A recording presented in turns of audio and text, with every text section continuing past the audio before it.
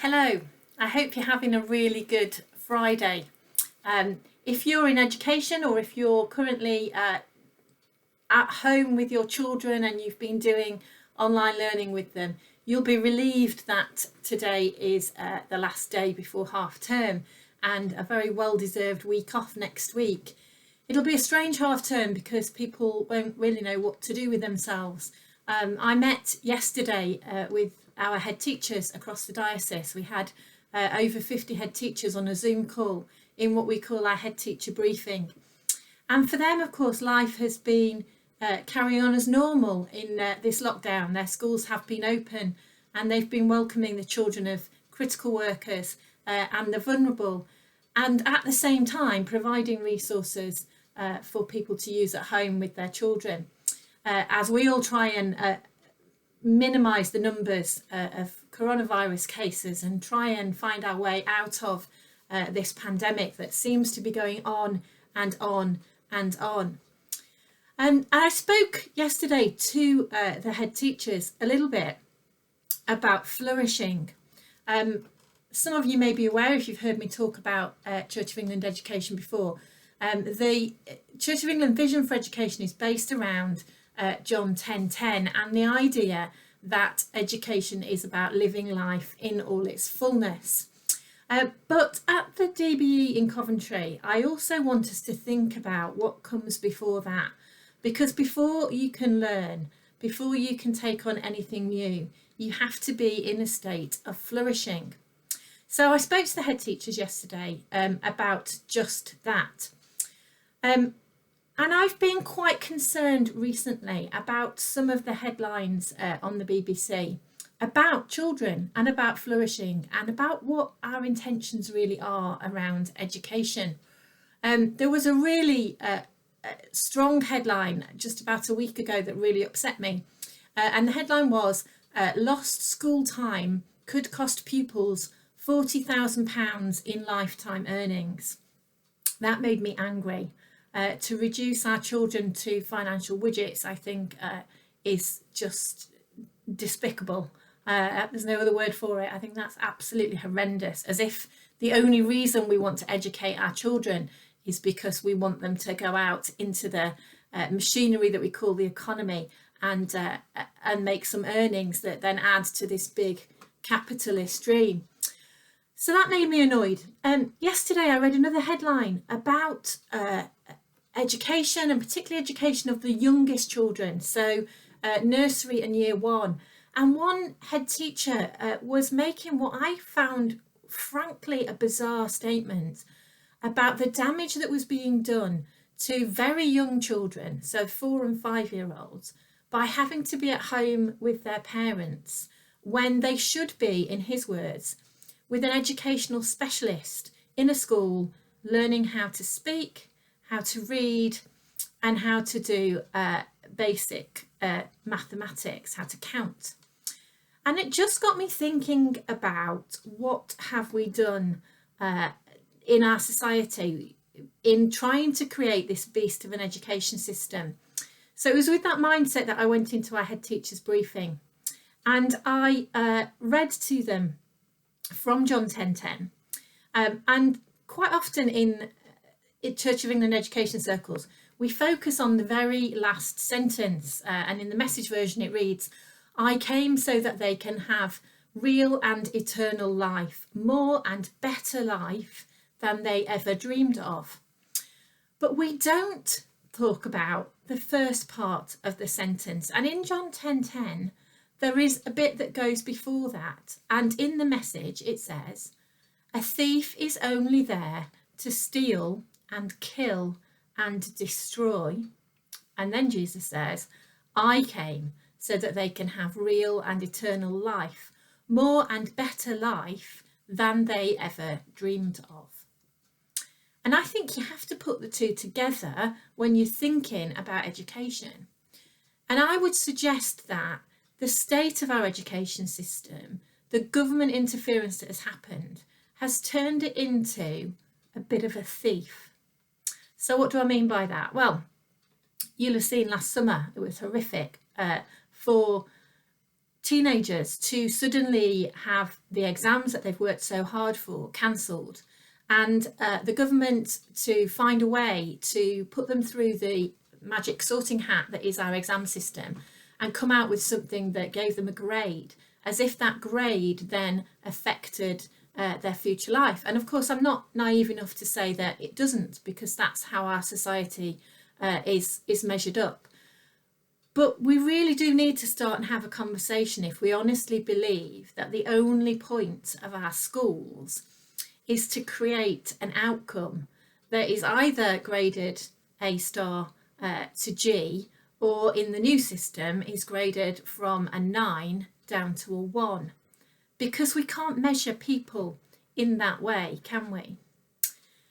So what we moved on to with the head teachers yesterday, and it was such a powerful meeting, was to say, well, if we believe in flourishing, what might that look like? What are the components of that? And how do we push back against this capitalist dream of creating the perfect widgets for the economy? And I talked to them about a model proposed by a psychologist called Martin Seligman, sorry. Some of you will know that my first degree was in psychology, and since the age of 18 I've been very, very interested in psychology and how it affects us all, and indeed it was the subject that I taught at A-level for 20 years. Martin Seligman began his career in psychology looking at depression and what causes depression and what happens to people when they undergo a series of life events that render them helpless. Now, we could, using a Christian perspective, refer to that as hopeless. So these people have had so many bad things happen to them. They've tried to change things. They've tried to react to them. And Seligman says eventually they get to a point where they just stop even trying, and they just settle in to this acceptance that life is pretty hopeless. Now, of course, that's not the message of the gospel, is it? But those of us who believe in Jesus and who follow Jesus, myself included, have been there, have felt like that. And if you read the Psalms, you'll find some Psalms where David is very much in that place of being very hopeless. But what happened to Seligman was, after the fame that came from this learned helplessness theory, was that he decided he didn't want to study hopelessness or helplessness. He wanted to study flourishing. And he came up with a model called the Perma Model for flourishing. And I just want to tell you about a few of those things, because it might affect the way you go around and live in the next couple of weeks until we see the way out of lockdown. So the first thing, the P in Perma, is positive emotion. And Seligman says, in order for us to flourish, we need to have opportunities to experience positive emotion, to experience enjoyment, to experience relaxation, and to experience gratefulness. And I think that gratefulness is something that we can do at the moment. We can take a moment each day to pause and to really say to God, thank you for this thing in my life. And Seligman says that creates a positive emotion, and that's part of flourishing. The second thing, the E in the Perma model, is engagement. And Seligman talks about this as being an opportunity to get stuck into something. So to really focus on something and to engage in it, to achieve a state that he talks about as flow, where time passes because you're so engaged in what you're doing that you forget that everything else is going along. For me, and a lot of you will know this, that involves picking up a pen and doing some paper crafting, some writing or some drawing. What is it that helps you to engage and to really feel like you're at one with something? The R in Perma is relationships. And this idea, and I think we've been very aware of it this year, haven't we, that positive relationships with other people bring us so much well-being.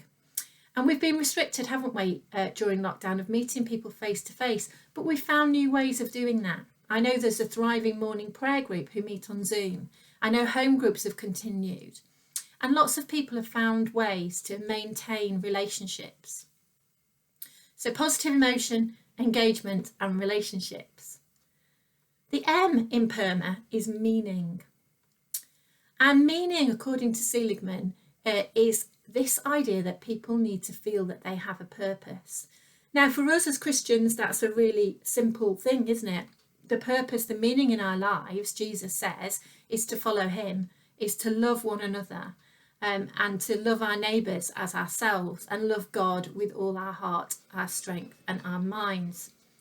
So meaning is really important in thriving. Finally, the A in Perma is achievement. And this, of course, is what education focuses on, and is how I got to this point, having spoken to you about schools. So only 1/5 of our flourishing comes about through achievement. And achievement cannot be measured, is my suggestion to you, in terms of exam results. Achievement is about moving forward. It's about progress. It's about tackling something well. So it's just a little model to put in front of you. Perma, positive emotion, engagement, relationships, meaning and achievement. If you're feeling low, you might want to think about which one of those is lacking and do something about it. The last thing I wanted to do, and I'm not sure that we'll be able to, but if you've got Google, you can Google this. There are 2 video clips that I used with the head teachers yesterday when I got them thinking about this idea that education is more than an economic widget. And one of them comes from Britain's Got Talent. So there was, on the finals of Britain's Got Talent this year, I'm not an avid watcher, but my attention was drawn to this. There were a group called Sign Along With Us, as in sign language, of children who formed a choir. And if you Google them, Britain's Got Talent, Sign Along With Us, watch one of their performances, because it will actually lift your eyes up and make you realise what it is to flourish. And then my other little video recommendation is a video of a young man called Musa. And if you Google Musa, M-U-S-A, and L'Arche, so the L'Arche communities, L-A-R-C-H-E, you'll find a wonderful video about a young man with cerebral palsy and how he finds joy and fulfilment in life.